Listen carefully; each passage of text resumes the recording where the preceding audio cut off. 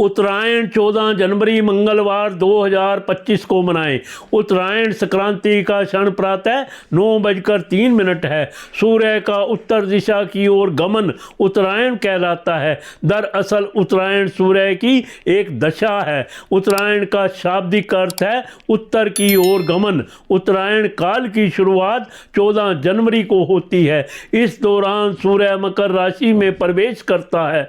मान्यता है कि उत्तरायण काल शुभ फल देने वाला होता है। उत्तरायण को देवताओं का दिन कहा जाता है, इसलिए इस काल में नए कार्य, यज्ञ, व्रत, अनुष्ठान, विवाह, मुंडन जैसे कार्य करना शुभ माना जाता है। उत्तरायण के मौके पर गंगा और यमुना नदी में स्नान का बड़ा महत्व है। हिंदू धर्म में सूर्य का दक्षिण से उत्तर दिशा की ओर गमन करना बेहद शुभ माना गया है। मान्यता है कि जब सूर्य पूर्व से दक्षिण की ओर चलता है, इस दौरान सूर्य की किरणों को खराब माना जाता है। लेकिन जब सूर्य पूर्व की ओर से उत्तर की ओर गमन करने लगता है, तब उसकी किरणें सेहत और शांति को बढ़ाती हैं। इस दौरान सूर्य मकर राशि में प्रवेश करता है, इसलिए इसे मकर संक्रांति भी कहा जाता है। उत्तरायण के बाद ऋतु और मौसम में परिवर्तन होने लगता है। इसके फलस्वरूप शरद ऋतु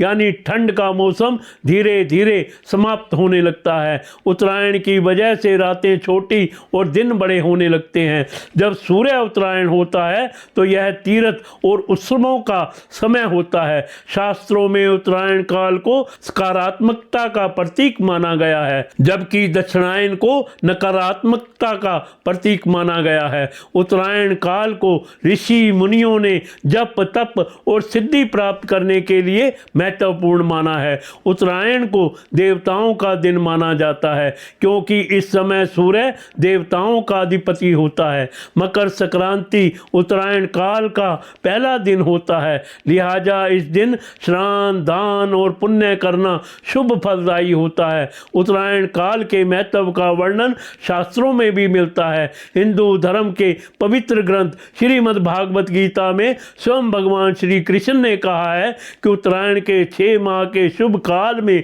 पृथ्वी प्रकाशमय होती है। इसलिए इस प्रकाश में शरीर का त्याग करने से मनुष्य का पुनः जन्म नहीं होता है और उसे मोक्ष की प्राप्ति होती है। महाभारत काल के दौरान भीष्म पितामह, जिन्हें इच्छा मृत्यु का वरदान प्राप्त था, उन्होंने भी मकर संक्रांति के दिन शरीर का त्याग किया था। उत्तरायण काल के पहले दिन यानी मकर संक्रांति पर गंगा स्नान का बड़ा महत्व है। पौराणिक कथा के अनुसार महाराजा भगीरथ ने अपने पूर्वजों के तर्पण के लिए वर्षों की तपस्या करके गंगा जी को पृथ्वी पर आने को मजबूर कर दिया था। इसी दिन गंगा जी स्वर्ग से पृथ्वी लोक पर अवतरित हुई। मकर संक्रांति पर ही महाराजा भगीरथ ने अपने पूर्वजों का तर्पण किया था और उनके पीछे चलते चलते गंगा जी कपिल मुनि के आश्रम से होते हुए सागर में समा गई थी। हिंदू पंचांग के अनुसार एक वर्ष में सूर्य 2 बार राशि परिवर्तन करता है और यही परिवर्तन उत्तरायण और दक्षिणायन के नाम से जाना जाता है।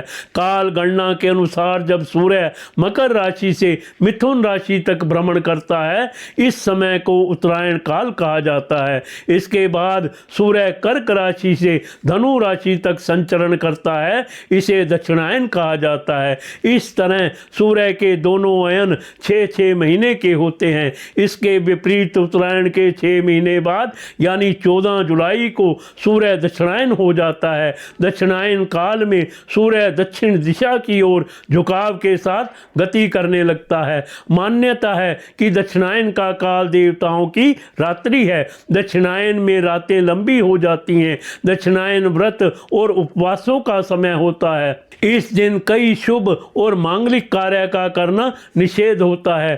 सूर्य का दक्षिणायन होना कामनाओं और भोग की वृद्धि को दर्शाता है, इसलिए इस समय में किए गए कार्य जैसे पूजा, व्रत आदि से दुख और रोग दूर होते हैं। आध्यात्मिक प्रगति और ईश्वर की पूजा अर्चना के लिए उत्तरायण काल विशेष फलदायी होता है।